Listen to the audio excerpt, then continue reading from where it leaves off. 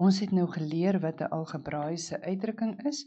Nou gaan ons vandag kyk na die vereenvoudiging van algebraïese uitdrukkings. Soos wat julle nou al geleer het van volgorde van bewerkings, is dit baie belangrik dat julle sal onthou dat die volgorde van bewerkings geld ook by ons algebraïese uitdrukkings, wanneer ons algebraïese uitdrukkings moet vereenvoudig. So ons het altyd eers ons hakies, dan van, en onthou dan maal en deel, en dan plus en minus. Dit is met ons volgorde van bewerkings, en onthou maal en deel het dieselfde rangorde, en plus en minus het dieselfde rangorde, so ons werk dan van links en regs. Die belangrike ding wat julle ook nou net moet onthou, is dat die hakies maak ons nou altyd 'n term by mekaar, so dit is altyd die heel eerste bewerking wat ons moet kan doen. Baie belangrik is dat julle sal onthou dat slegs gelyksoortige terme by mekaar getel kan word of van mekaar afgetrek kan word. Die eerste bewerking wat ons gaan kyk na vereenvoudiging is vermenigvuldiging. So as ons skryf 3 maal A, dan skryf ons dit as 3A.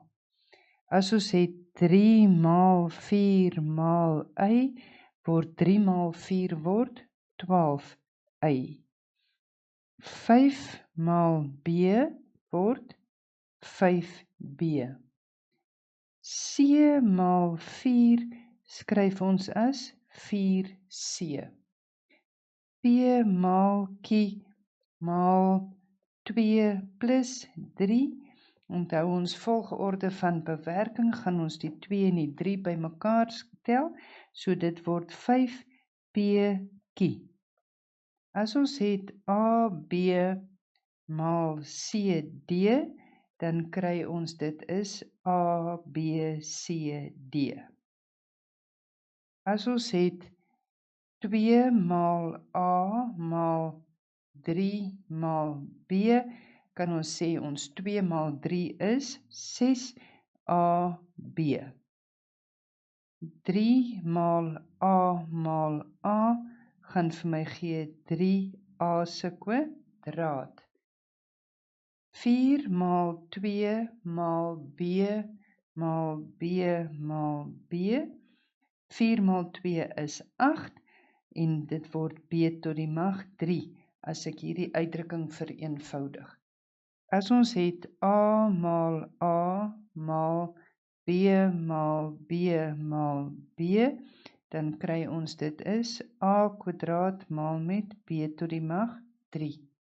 As ons het 2 maal A maal B maal 3 maal B en ons vereenvoudig hom, gaan ons sê 2 maal 3 is 6, A en dan B se kwadraat. As ons het 4 maal x maal x maal y maal y maal y, as ons hom wil vereenvoudig, skryf ons dit as 4x kwadraat y tot die mag 3. Wat baie belangrik is ons onthou om algebraïese uitdrukkings te vereenvoudig. Ons skryf nie die maalteken nie, en ons skryf die terme met die numeriese koëffisiënt heel voor, en dan die veranderlikes in alfabetiese volgorde. Julle kan hierdie lesie nou met julle huiswerk bietjie inoefen.